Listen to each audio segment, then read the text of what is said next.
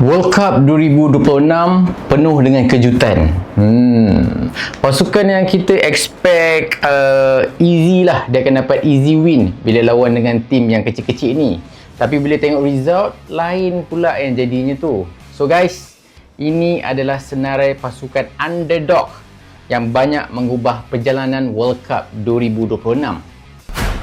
Harimau Malaya, kita lawan sampai juara.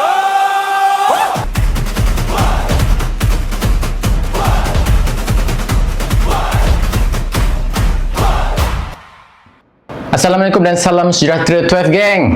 Guys, welcome back dalam World Cup Series episod 3. Saya minta maaf.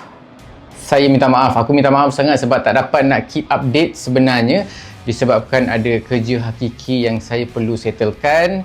Even untuk review group stage punya cerita pun aku tak dapat nak cover. Tapi korang kena faham, aku pun tak dapat nak tengok semua tau. Sebab 72 game weh, 72 game, gila ke apa nak tengok semua. Memang tak dapat lah dengan kerja lagi. So aku minta maaf, yang tu saya memang tak dapat cover lah. Tapi tak apa tuan-tuan tapi tak apa. Disebabkan sekarang ni kita pun dah masuk round of 32, dan aku rasa ini adalah masa yang sangat-sangat sesuai untuk kita bincang apa yang terjadi sebenarnya dalam peringkat kumpulan. Tapi aku takkan cover semua tim lah. Aku takkan cover semua tim sebab untuk video kali ini kita akan lebih fokus kepada pasukan-pasukan underdog. Menarik tuan-tuan pasukan-pasukan yang aku rasa kecil, pasukan-pasukan yang tidak dipandang lah kiranya. Tapi dorang ada banyak kejutan, dorang dah buat banyak gila something yang aku rasa kita tak expect untuk kejohanan kali ni. Kalau kita follow dari awal kempen, aku yakin kebanyakan mesti akan mention Cape Verde. Confirm, aku berani confirm lah benda tu. Dan yes, aku pun tak menafikan benda tu sebab memandangkan pasukan tu memang aku rasa agak special lah. Agak special dalam kejohanan ni. Spotlight memang tertumpu kepada mereka, semua orang cerita pasal dorang. Tapi bukan itu satu-satunya pasukan yang kita boleh cakap underdog yang main peranan besar dalam kejohanan ni. Banyak je lagi, ada beberapa lah. So kita akan tengok satu persatu. Untuk kisah Cape Verde tu aku rasa kita simpan ujung-ujung sikit boleh Kita simpan ujung-ujung sikit disebabkan aku rasa yang tu lah pun tim underdog yang aku rasa paling hype, paling ramai yang bagi tumpuan, fokus, baik dekat media sosial, semualah. Semua platform pun aku rasa memang orang keep mention Cape Verde ni kan. Tapi tidak dilupakan juga pasukan-pasukan underdog yang lain, yang aku rasa disebabkan kejohanan kali ni tim dah banyak. So yang lain-lain, tim-tim underdog yang lain ni kita jangan tak make pot langsung. Kesian member tu, kita kena bagi kredit sikit, bagi highlight sikit. Tim-tim underdog yang lain macam Curacao, Tunisia, Uzbekistan, Panama dan juga Haiti. Okay, tim-tim ni yes, memang semua tak layak ke round of 32. Betul. Dan aku rasa semua pun sudah sedia maklum. Kalau korang tengok dekat jadual, kebanyakan daripada mereka memang kalah. Kalah semua game. Even paling kuat pun 1 point lah. Dia tak kosong 1. Tapi 1 tu better lah daripada telur ayam kan. Tapi memang pasukan yang aku rasa nak kata belasahan pun tak boleh juga. Sebab ada je pasukan-pasukan besar yang lawan tim-tim kecil macam ni, dia menang tipis. Okay? Tapi apa-apa pun, dengan adanya, dengan adanya tim-tim underdog yang macam ni, walaupun dia tidak mengubah aliran kejohanan, tapi sedikit sebanyak sebenarnya ianya memberi kesan dalam kedudukan kumpulan. Kita ambil satu contoh yang aku rasa kita yang paling baik pun kita ambil contoh dekat dalam grup C. Grup C ni Haiti lah. Haiti dia berada dalam grup C bersama Morocco, Brazil dan juga Scotland. Okay, 4 tim. Dan Haiti ni basically dia yang paling kecil lah, dia yang paling kerdil. Tapi walaupun dia yang paling kecil, tapi disebabkan Haiti ni dia ada memberi kesan dekat dalam perebutan nombor 1 dan nombor 2, which is Brazil dan juga Morocco. So kalau kita tengok balik game ni, yang mana first game Brazil dan Morocco seri, satu sama. So kat sini kita tahu diorang dah berebut, dah kongsi satu mata. So second game, third game itu yang akan memainkan peranan yang penting untuk kita tentukan siapa nombor 1, siapa nombor 2. So apa yang menariknya kat sini, Brazil menang besar dengan Haiti, betul. Tapi disebabkan Morocco last game untuk sebelum masuk ke round of 32, Morocco menentang Haiti dan keputusannya 4-2 tuan-tuan. Aku tak pasti benda ni plan atau tidak sebab nombor 1 dan nombor 2 ni ada main peranan juga untuk menentukan lawan siapa dekat round of 32. Morocco memang menang tapi dia ada bolos 2 gol. Disebabkan itu sedikit sebanyak dia ada memberi kesan dalam kedudukan grup C ni. So yes, Brazil nombor 1, Morocco nombor 2. Selain daripada itu, aku rasa contoh yang terbaik yang kita boleh share juga adalah contoh di dalam grup E. Contoh dalam grup E ni basically grup E Curacao lah. Curacao adalah pasukan yang paling kerdil dalam grup E bersama dengan pasukan yang agak besar macam Jerman, Ivory Coast dan juga Ecuador. Ecuador. Okey, nasib baik tak lupa guys Ada 4 termasuk Curacao. Okey, apa yang terjadi dalam saingan grup E? Okey, Ecuador semua tahu dia dah layak ke round of 32. Disebabkan adanya Curacao ni, dia telah memaksa Ecuador all out. Apa ceritanya tu? Curacao bertemu Ecuador di game nombor 2 dalam grup, kalau tak salah aku, dan seri. Macam mana boleh seri tu? Yes, aku pun terkejut seri. So, nak tak nak Ecuador kalau nak layak ke next round, diorang mesti menang untuk third game tu. Dan third game tu dia lawan Jerman tuan-tuan. Ya Allah, lawan Jerman kot. Tapi boleh menang kan 2-1, menang tipis lah tapi still menang. Dan disebabkan kemenangan itu, Ecuador layak ke round of 32. But the main point is, disebabkan Curacao berjaya mengikat Ecuador terpaksa berhempas pulas menewaskan Jerman untuk layak ke next round. So korang nampak tak? Walaupun tim-tim yang tak layak ni, dia mungkin orang cakap, tim tu tak payah pandang lah kan, tim apa je. Tapi disebabkan adanya diorang, sedikit sebanyak dia ada memainkan peranan untuk memaksa pasukan-pasukan lain bekerja lebih keras. Ada plot twist lah kat situ. Kita ada extra drama. So disebabkan adanya mereka, aku rasa untuk kempen kali ni dia ada menambah menambah perasa untuk lebih intens. So menarik. Okay, dengan adanya kumpulan-kumpulan underdog ni. Okay, kita proceed ke kita punya main dish. Kita punya topik utama dalam konten kita kali ini. Team underdog yang aku rasa kita kena bagi salute, respect guys Respect kepada mereka kerana apa? Daripada underdog, dia dah jadi big dog.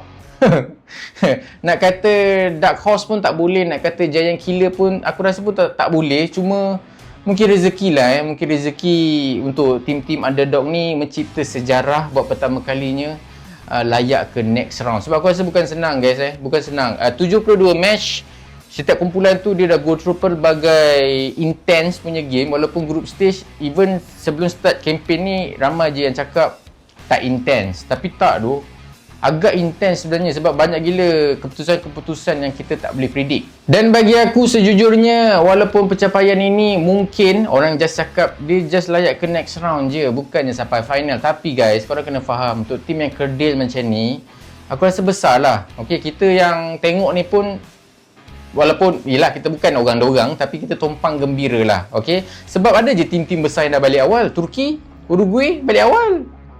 Itu lagi-lagi Turki lah, dia confident dia tu, tapi balik awal jugalah. Tapi tak apalah kita tak payah borak pasal tu. So kita tengok sikit 3 lah. Okay, aku rasa memang 3 lah. 3 pasukan yang aku rasa tim underdog yang telah mencipta kejutan di dalam kempen World Cup 2026.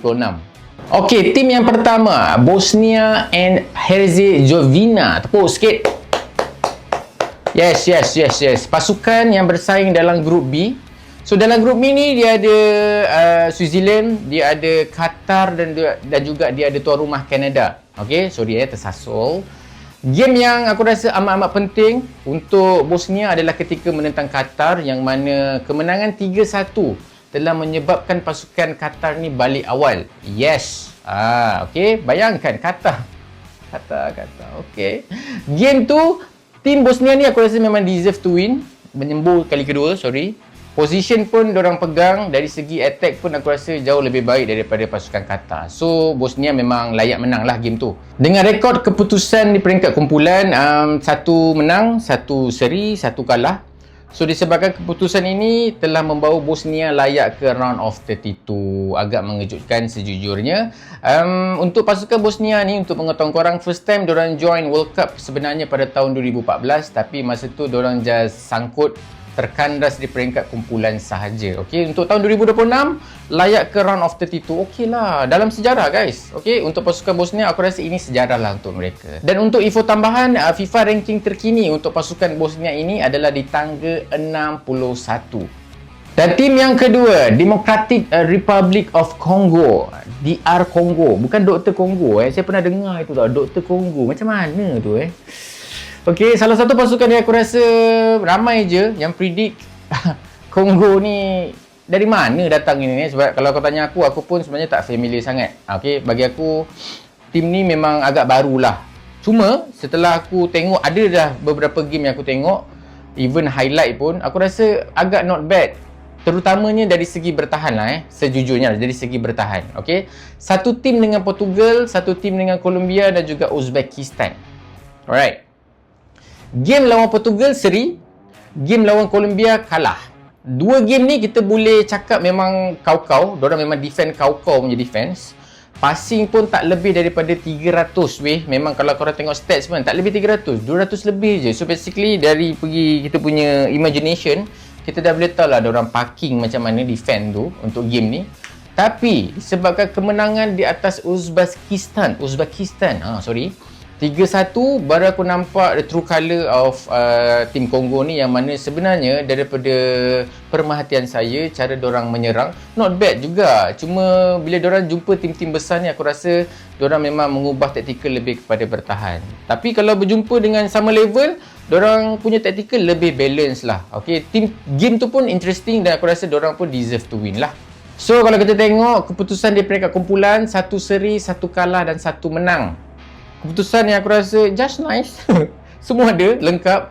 Telah membawa Congo layak ke next round. Satu lagi sejarah untuk pasukan Kerdil, pasukan Congo, yang baru 2 kali penyertaan. Yes, 2 kali penyertaan tuan-tuan. First time Congo ni join World Cup, aku rasa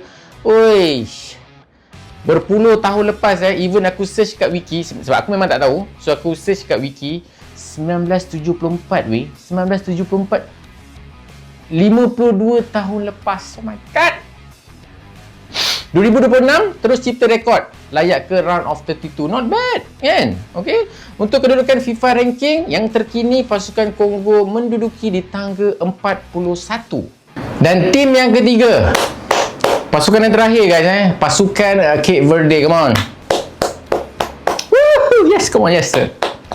Pasukan yang aku rasa paling ramai lah admire ataupun puji.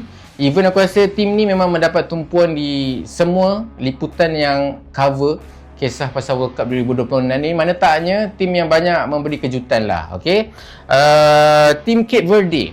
Okay, kita cerita sikit pasal tim Cape Verde ni.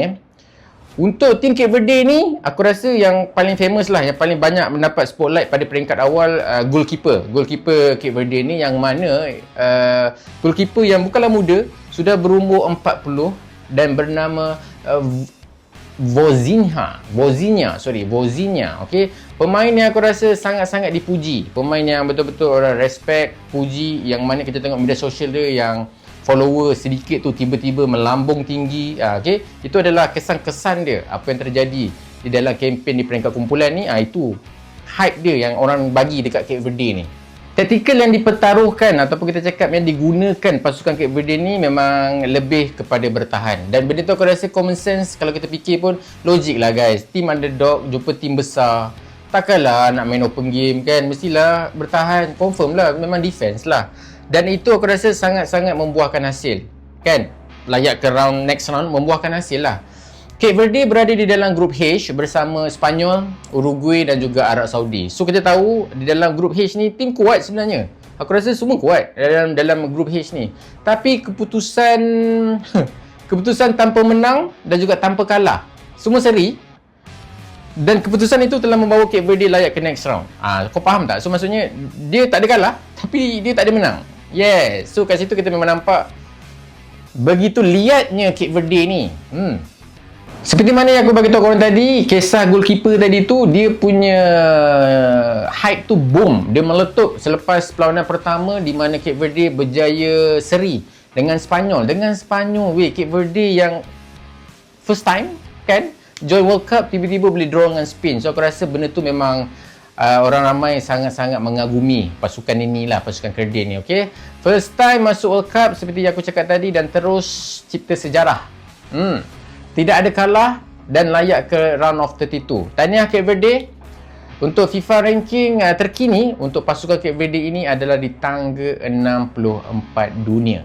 Okay guys, itu adalah antara tim-tim underdog yang aku boleh share dengan korang, tim-tim yang aku boleh highlightkan. Mungkin ada yang terlepas, aku minta maaf kalau ada yang terlepas. Cuma bagi aku personally untuk tim underdog ni memang banyak yang terkandas dekat peringkat kumpulan, tapi dengan adanya mereka di dalam peringkat kumpulan tu pun dah bagi kesan lah dalam kejohanan. Menarik. Dia bagi kejohanan ni lagi menarik. Lagi banyak plot twist dan drama. So best lah kan. Okay. World Cup 2026 dah sampai separuh jalan.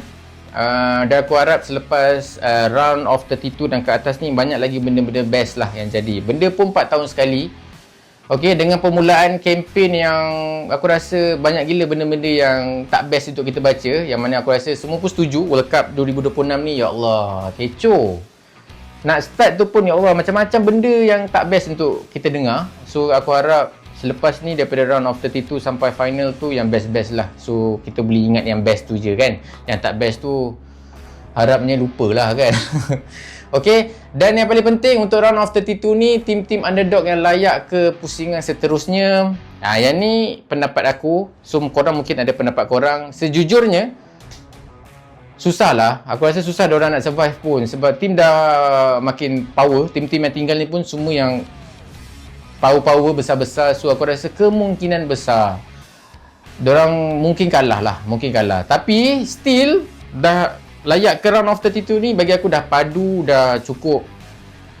Kita pun tengok, wow, tak sangka pasukan kecil macam tu pun boleh layak ke round of 32. Kan aku rasa kita pun yang negara yang kecil ni pun admire lah tim-tim yang macam ni kan. Okay guys, itu sahaja untuk video kali ini. Next episode insyaAllah aku akan settlekan secepat mungkin episode 4. Episode 4 ni sebenarnya aku dah draft. Tajuk dia aku share sikit lah pemain berstatus legenda, beban pasukan, ? Yes, okay, macam menarik kan. So stay tune. Jangan lupa subscribe pada yang belum subscribe. Yang mana yang baru jumpa channel ni, welcome. Bantu saya subscribe. Terima kasih kerana support channel saya yang serba sebi kurang ni. Terima kasih guys yang mana stay tune. Terima kasih yang mana yang dah tengok. Jangan lupa subscribe, share dan like video ini. Kita jumpa dalam next video insyaAllah. Assalamualaikum, bye bye.